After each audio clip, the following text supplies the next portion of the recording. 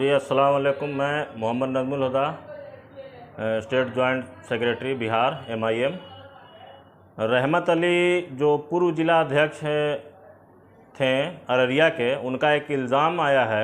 उन्होंने पार्टी पर एक इल्ज़ाम लगाया है कि लोग ऐसे करते हैं वैसे करते हैं। तो मेरा मानना ये है कि जब तक वो पार्टी में थे तब तक पार्टी बहुत अच्छी थी।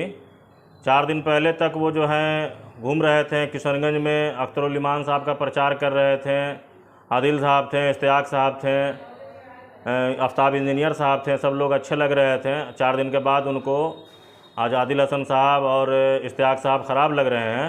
तो जनता समझ सकती है कि वो किस हिसाब से बोल रहे हैं, उनकी मानसिकता क्या है।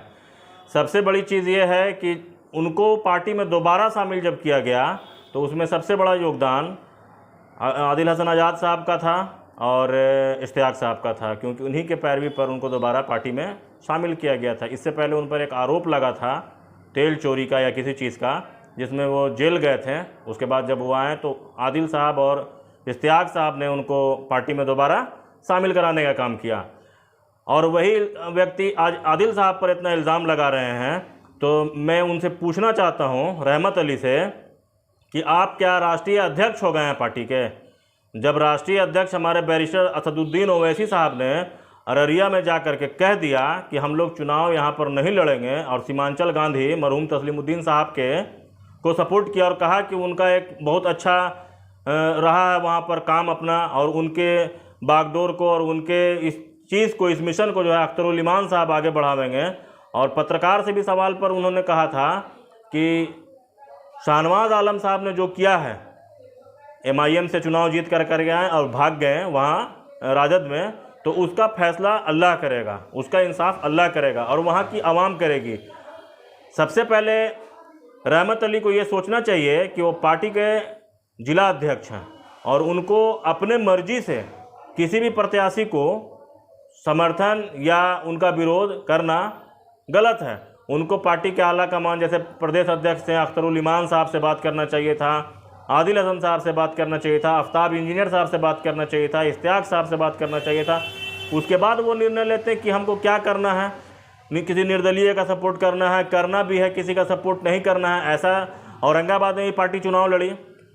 MIM के यहाँ भी बहुत सारे कारकुनान हैं, बहुत सारे मेंबर हैं, हमारा सारा क्षेत्र में लोग हैं, मगर हम लोगों ने कभी खुलकर किसी के लिए सपोर्ट या किसी का विरोध करने का बात नहीं किया। भाजपा से मेरा विरोध है और रहेगा इंशाअल्लाह ताला, मगर हम किसी के सपोर्ट में क्यों बोले। मैं औरंगाबाद से भी निर्दलीय प्रत्याशी चुनाव लड़ रहे थे, दलीय प्रत्याशी चुनाव लड़ रहे थे, मगर हम लोगों ने किसी का नहीं किया, क्योंकि ये एक पार्टी का प्रोटोकॉल होता है और इस पार्टी के प्रोटोकॉल को इधर उधर करना, ये इनके साथ जो हुआ है, जो कार्रवाई हुआ है, इसका हम समर्थन करते हैं।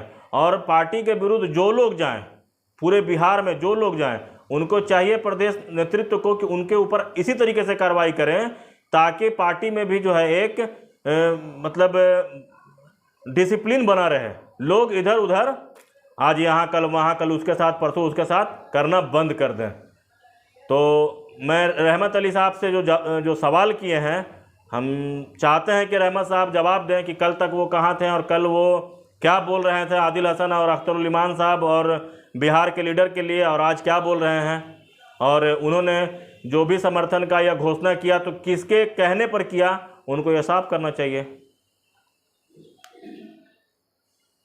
अब तो उनको निष्कासित कर दिया गया, तो क्या अब क्या आगे की वहाँ अररिया में अब क्या निष्कासित कर दिया गया है तो पार्टी उस पर फैसला लेगी। पार्टी वहाँ पर दूसरे जिला अध्यक्ष को भी ला सकती है, या फिर ये रहमत अली साहब काम तो ठीक कर रहे थे, इसमें कोई नो डाउट कि काम ठीक कर रहे थे, नहीं कर रहे थे, काफ़ी ज़्यादा उत्साहित हो गए शायद, इसीलिए वो सोचे कि हम बहुत बड़े लीडर हो गए हैं, इसीलिए उसको भी सपोर्ट कर दे रहे हैं, उसको भी सपोर्ट कर दे रहे हैं।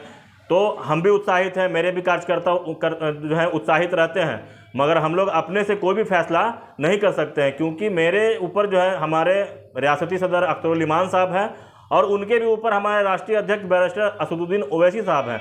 तो उनके और इनके बात को जब समझेंगे हम, तभी हम एक अच्छे कार्यकर्ता कहलाएंगे, नहीं तो हम फिर डिक्टेटरशिप वाले हाल हम नहीं कर सकते हैं। और जो पार्टी के खिलाफ गया वो तो पार्टी का विरोधी है, सीधा बात। उन पर जो कार्रवाई हुआ उस पर क्या करना चाहिए, सही हुआ है गलत हुआ एकदम सही हुआ है। हम चाहते हैं कि इस तरीके का जो भी व्यक्ति कार्य करता है पार्टी के खिलाफ, उसके ऊपर कार्रवाई होना चाहिए।